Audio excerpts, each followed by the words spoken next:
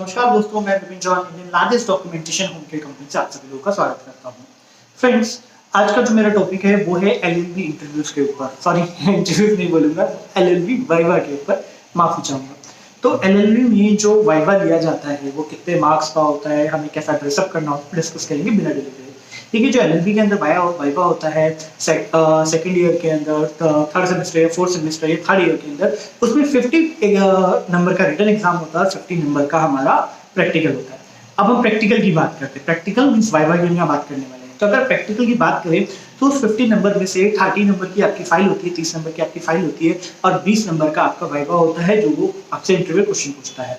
तो हमें क्या क्या तैयारी करके जानी चाहिए, तो मैं फ्रेंड्स आपको बताऊंगा। जो आपने फाइल्स बनाई है उसके जो मेन हेडिंग है वो आपको पढ़ के जानी है। सपोज मैं एक एग्जांपल देता हूँ, जैसे कि एडवोकेट एटिकेट्स का आपका वाइवा है, तो आपको एडवोकेट एटिकेट्स क्या होता है, बार काउंसिल क्या होता है, और सिर्फ ये क्वेश्चंस पता होना चाहिए। स्टेट बार काउंसिल, ठीक है, नेशनल बार काउंसिल, ठीक है, ये सब क्या होते हैं, इनमें कैसे इनरोल किया जा सकता है, ये आपको पता होना चाहिए। तो सबसे पहले हम ड्रेस की बात करते हैं, हम लोग को ड्रेस कैसे पहननी होती है। तो देखिए, व्हाइट शर्ट आप देख पा रहे हैं कि व्हाइट शर्ट होनी चाहिए। और थोड़ा सा दूर हूँ तो मैंने ब्लैक पैंट पहनी हुई है, एक ब्लैक पैंट, ये बॉयज के लिए व्हाइट शर्ट ब्लैक पैंट। और अगर आपके पास कोट है तो वो और अच्छा है कि आप व्हाइट शर्ट ब्लैक पैंट और ब्लैक शूज पहने, ताकि आपकी पर्सनैलिटी और अच्छी लगे।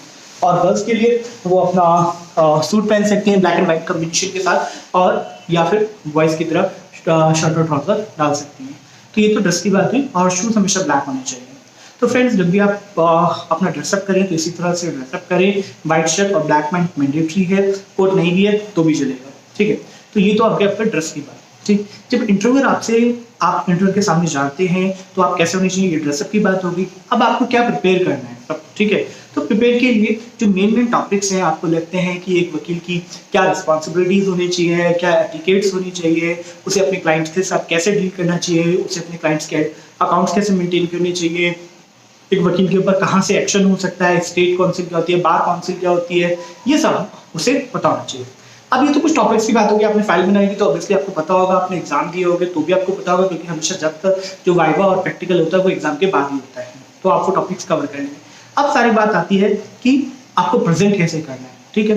इंटरव्यूअर आपसे कुछ भी क्वेश्चन पूछ सकता है, मे बी वो आउटसाइड द टॉपिक भी पूछ सकता है, ठीक है, जो आपके फर्स्ट सेमेस्टर सेकंड सेमेस्टर के हैं उनमें से मे बी, ठीक है, जरूरी नहीं है, लेकिन ज्यादातर वो टॉपिक में से ही पूछते हैं, ठीक है। अगर वो टॉपिक में से भी पूछ रहे हैं और आपको क्वेश्चन नहीं आता है तो आपको क्या करना है, आपको उसके इर्द गिर्द जो भी इंफॉर्मेशन पता है, ठीक है, आप उसको वो बता दें, ठीक है। सपोज उसने नेशनल बार काउंसिल के बारे में पूछा है, ठीक है, और आपको स्टेट बार काउंसिल के बारे में पता है, तो मैं क्या करूंगा, मैं स्टेट बार काउंसिल में कथा कर दूंगा।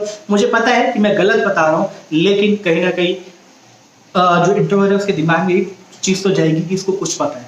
तो भैया, कुछ ना पता होने से कुछ पता होना बहुत अच्छी बात है। अगर आपको नहीं भी आता है, rather than saying sir I don't know, क्योंकि अगर आपने आई डोंट नो कहा तो आपकी और बेइज्जती करेगा, या आप चुप रहे तो रेदर देन चुप रहने से और आई डोंट नो कहने से आप उसे प्रश्न का जवाब दें, और अगर वो आपको करेक्ट करता है तो बोले सॉरी माय मिस्टेक सर, आप सही कह रहे हैं, यू आर राइट। तो इस तरह से आपने आपको जवाब देने हैं। आपके अंदर कॉन्फिडेंस होना चाहिए, ठीक है। वो बहुत सारी चीजें मेजर करते हैं, आप कितने कॉन्फिडेंट हैं, आप कैसे बता रहे हैं, आपका ड्रेसअप कैसा है। सो 30 नंबर की अगर फाइल है तो 30 में से ऑब्वियसली आप मान के चलिए कि 22 से लेके 26, 27, 28 हर बंदे को मिलने वाले हैं। इससे कम तो मेरे ख्याल से नहीं मिलने वाले हैं फाइल के अंदर। और वही वाइवा 20 मार्क्स की, तो वाइवा में भी अगर आपने हर क्वेश्चन का जवाब दिया है तो आप एक्सपेक्ट कर सकते हैं 14, 15, 16 नंबर आपको मिलेंगे। और आपने एग्जैक्टली जवाब दिए, अच्छे जवाब दिए, तो वो आपको 20 में से 18 या 19 भी दे सकते हैं। फ्रेंड्स, अगर आपका कोई भी और क्वेश्चन है, ठीक है, प्रैक्टिकल्स के ऊपर, लॉ के, एलएलबी के या वाइवा के ऊपर, तो आप मुझे कमेंट करके पूछ सकते हैं। धन्यवाद, have a nice day, thank you and take care.